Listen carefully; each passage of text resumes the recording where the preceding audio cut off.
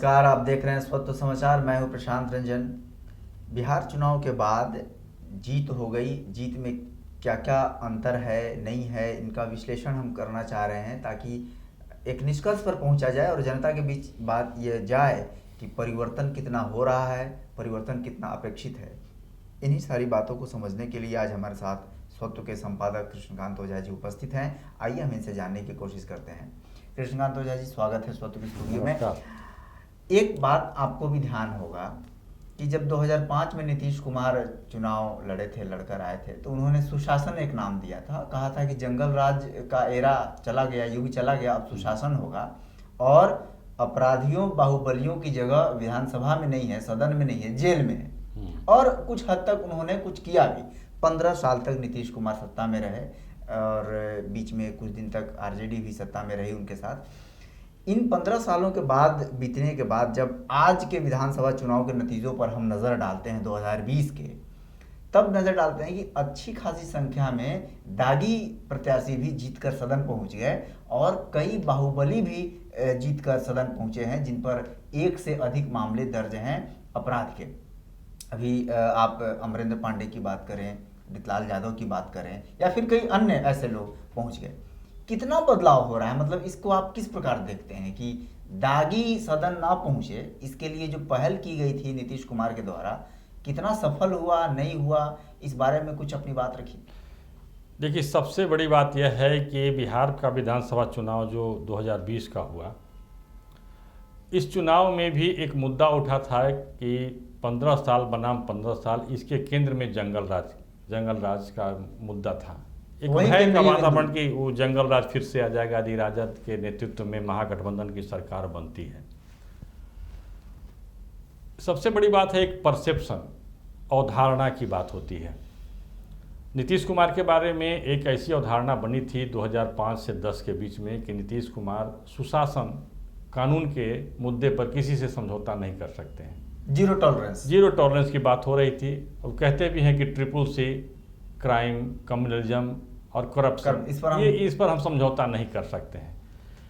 लेकिन 2010 के बाद में जब पूरे भारत की स्थिति बदलती है, भारतीय जनता पार्टी के नेतृत्व का परिवर्तन होता है, केंद्रीय नेतृत्व में परिवर्तन आता है, लाल कृष्ण आडवाणी नेपथ्य में जाते हैं और मुख्यमंत्री जो गुजरात के थे उस समय, नरेंद्र भाई मोदी, उनको प्रधानमंत्री के तौर पर लोगों ने प्रोजेक्ट करना शुरू कर दिया, भारतीय जनता पार्टी सामने लाने शुरू कर दी। तो इस पर नीतीश कुमार की दूरी बनने लगी भारतीय जनता पार्टी से और अंततः यह हुआ कि भारतीय जनता पार्टी को दूर करके, दरकिनार करके उन्होंने अलग से अपनी सरकार बना ली।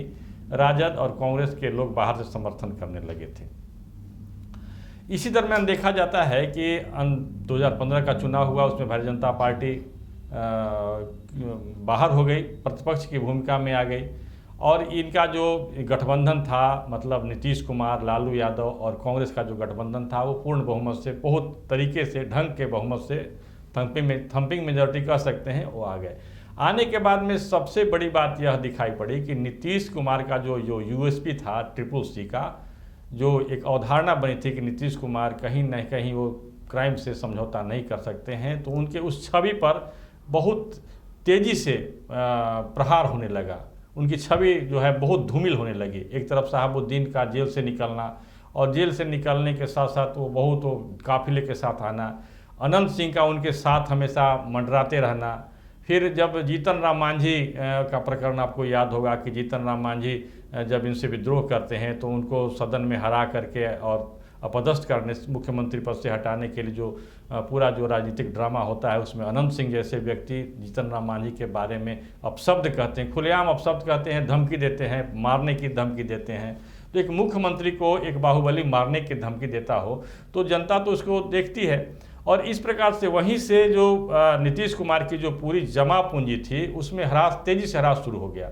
और इस चुनाव में भी यदि आप देखेंगे तो बात तो हुई कि भाई सामान्य जो लोग होते हैं वो अपराध या अराजकपूर्ण स्थिति नहीं चाहते हैं, क्योंकि लोगों ने देख लिया है कि 15 वर्षों में जो बिहार में जो अराजक स्थिति थी, अपराधियों का बोलबाला था, अपराधी सीधे सदन में पहुंच रहे थे, जो सजायाफ्ता होने वाले जो जिसको आप कह सकते हैं कि हत्या जैसे जुर्म, डकैती, अपराध, नरसंहार जैसे जुर्म के जो अपराधी थे, आरोपी थे, ऐसे लोग सदन में पहुंच रहे थे। तो फिर से और उस समय में आप देखेंगे कि कहीं कोई सड़क का भी काम नहीं कर पाता था। रंगदारी इतनी रंगदारी वसूली होती थी ठेकेदारों से, इंजीनियरों से, अधिकारियों से, चिकित्सकों से, तो यहाँ से लोग पलायन करने लगे थे। और बिहार की अत्यंत ही दर्दनाक कह सकते हैं दुरावस्था में बिहार के लोग थे। बहुत कष्टदायक स्थिति थी। कहीं मतलब बिहार में आपको पटना से बाहर जाना है तो सड़कों की स्थिति खराब थी, कारण कि रंगदारी के कारण यहाँ काम ठीक ठाक ढंग से नहीं होता था। अलकतरा घोटाला जैसे घोटाला थे। तो इन सारी बातों को जब आप सामने रखते हैं तो एक तरह से समझिए तो उसको उन 15 वर्षों के शासन को याद कर लोग आज भी डर जाते हैं।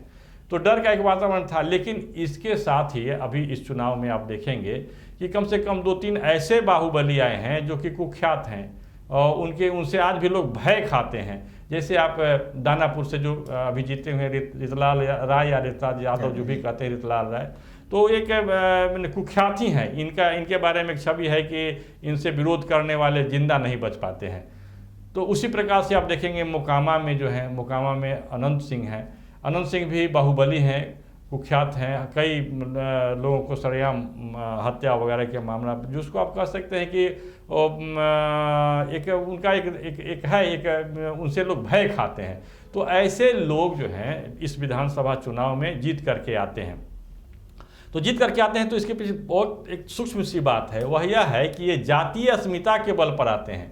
ये इनके जाति के लोग जो हैं, जो दबंग जाति के भी हो सकते हैं, ये देखते हैं कि ये हमारे जो हमारे लिए हमारी जो छवि है, हमारे मतलब इस एक प्रकार का जो सोच है दबंगियत का सोच कि हमारे मान सम्मान का एक रक्षक है, एक अपराधी की में अपना मान सम्मान लोग देखने लगते हैं। तो इस प्रकार की मनोवृत्ति आज भी बिहार में जिंदा है और इसको इस प्रकार के मनोवृत्ति को जो है उसको हटाने के लिए प्रयास करना पड़ेगा। उधर आप चल जाइए, देखिए गोपालगंज में काली पांडे, उनकी भी पृष्ठभूमि वही रही, आपराधिक छवि के लोग रहे। काली पांडे के सामने खड़े थे सतीश पांडे के भाई, मतलब पीछे से सतीश पांडे कुख्यात हैं, उनके विरोध में कोई बोलने का हिम्मत नहीं करता है। उनके भाई अमरेंद्र पांडे हैं, अमरेंद्र पांडे मतलब सतीश पांडे। तो सतीश पांडे वहाँ जीत जाते हैं, 2 बाहुबलियों के बीच में टकराव होता है। तो इस प्रकार से हम देखते हैं कि लेकिन एक अच्छी बात और है कि जैसे पप्पू यादव की पृष्ठभूमि वही रही है। अब वो थोड़ी अपनी छवि को बदलने का प्रयास कर रहे हैं कि अब बाहुबली हम नहीं हैं, अपराधी नहीं हैं। लेकिन आप देखेंगे तो उनका एक नेटवर्क है, नेटवर्क में वैसे लोग हैं जो कहीं ना कहीं बाहुबली हैं, जिनसे लोग भय खाते हैं। तो वैसे लोग चुनाव हार गए मधुबनी से, जहाँ का समाज जो उस जाति के समाज जादव जिसको यादव कहते हैं, अब पॉलिटिकली बहुत एडवांस अब हो चुके हैं। तो मधेपुरा के जो यादव जाति के लोग हैं वो एडवांस हैं, शिक्षित हैं। तो वहाँ उन लोगों ने उन्हें रिजेक्ट कर दिया। फिर उसी प्रकार से यदि आप देखेंगे तो सहरसा में कभी आनंद मोहन की चलती थी, बाहुबली थे, उनसे वहाँ के जो व्यवसायी थे वो भय खाते थे। तो इस बार देखिए आनंद मोहन की पत्नी वहाँ से चुनाव हार गई। तो एक बिल्कुल आप कह सकते हैं कि संक्रमण का दौर है कि जिन कारणों से बाहुबली यहाँ शक्ति लेते थे और समाज को हिस्से में ही को प्रताड़ित करते थे, तो वो उनका एक मतलब पटाक्षेप पीछे की ओर जा रहे हैं। लेकिन इसमें सबसे बड़ी बात यह है कि उस तरह के पॉलिटिकल जितने जो पार्टियां हैं उनको यदि संरक्षण नहीं देती हैं तब ये प्रवृत्ति बिहार में समाप्त होगी। यदि पॉलिटिकल पार्टी जैसे कि राजद के बात थी कि खुलेआम इस प्रकार के लोग जाते थे, उनसे मिलते थे, पार्टी में उनको एक स्थान था, तो राजद या कांग्रेस को भी एक पर भी ऐसा आरोप लगता है कि कांग्रेस के समय में ही अपराध के राजनीतिकरण की बात शुरू हो गई थी। राजनीति में अपराधियों का उपयोग करने का सिलसिला शुरू हो गया था। जैसे काली पांडे हुए, बहुत सारे लोग ऐसे थे जो कि दबंग थे और उनका उपयोग कांग्रेस के नेता करते थे चुनाव जीतने के लिए। बाद में वैसे ही लोग चुनाव में आने लगे।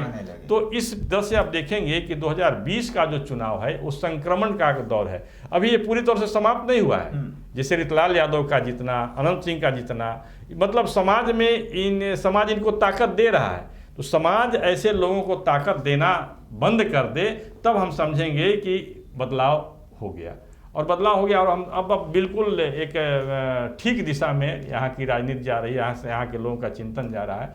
तो इसके लिए अभी प्रयास करना पड़ेगा और यह राजनीतिक दल के अलावा सामाजिक प्रयास की भी आवश्यकता है इसमें। सामाजिक प्रयास की भी आवश्यकता है। हमने इन बातों से समझने की कोशिश की कि राजनीति का जो अपराधीकरण है और अपराध का जो राजनीतिकरण है वो अभी संक्रमण के दौर से गुजर रहा है और धीरे धीरे ही सही लेकिन लोगों में ये मैसेज जा रही है कि हम अच्छे लोगों को चुनकर भेजें सदन में ताकि वो हमारी समस्याओं को सदन के पटल पर रखें जिनकी साफ सुथरी बेदाग छवि हो। तो ठीक है, कुछ दागी और अपराधी या अपराध के आरोपित लोग चुनकर सदन में आ रहे हैं, लेकिन साथ साथ ये भी है कि उनको रिजेक्ट भी किया जा रहा है समाज के लोगों द्वारा। तो ये संक्रमण काल है और हम उम्मीद जताते हैं कि आने वाले समय में सदन में साफ सुथरे छवि वाले जनप्रतिनिधियों की संख्या बढ़ेगी। बिहार चुनाव और बिहार की राजनीति की घटनाओं पर संबंधित तार्किक विश्लेषण को जानने के लिए आप जुड़े रहिए स्वतः समाचार से। धन्यवाद।